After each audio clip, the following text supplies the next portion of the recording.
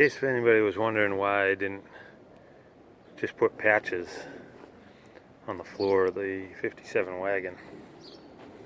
Here's the old floors that we cut out of it.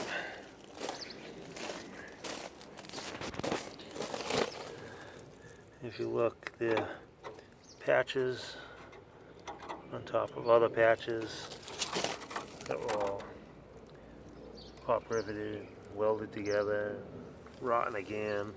Let's flip this around.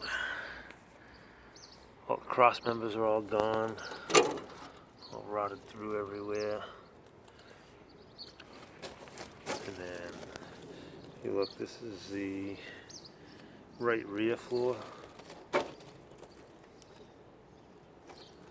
This one's actually 3 layers thick of patches.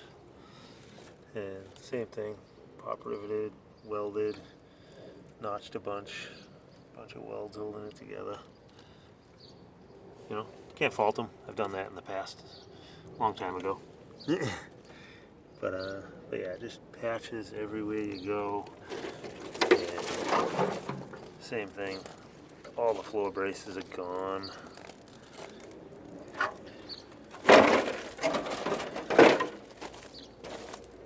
Up here under the seats. This is all another whole patch. You know, somebody did a lot of welding, a lot of riveting. This whole front piece. This is all just another big piece of sheet metal. All the way across. It's kind of funny. I have to point this out. Now this is the passenger's rear seat floor. So this is where the bottom of the back seat would sit. So the back seat comes up from here and goes back, and you'd sit here and you'd have your feet here. I don't know why inside the car they had a random lower shock mount. Actually bolted through for a long time. Just sticking up inside the body. That's a strange one.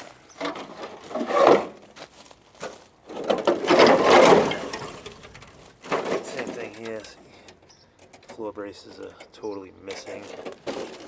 There's all rotted through. And same thing over here. All patches welded in. Bondo spackled around everywhere. It's pretty rough. So that's why I put in a whole floor with all the braces on it and everything, because that's pretty terrible. So give it a good foundation, give it a nice long future.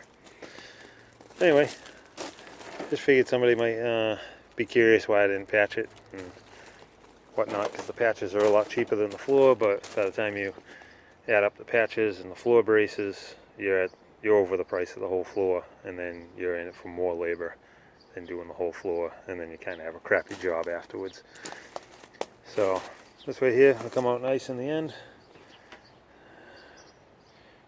So there we go, that's that. Have a good day.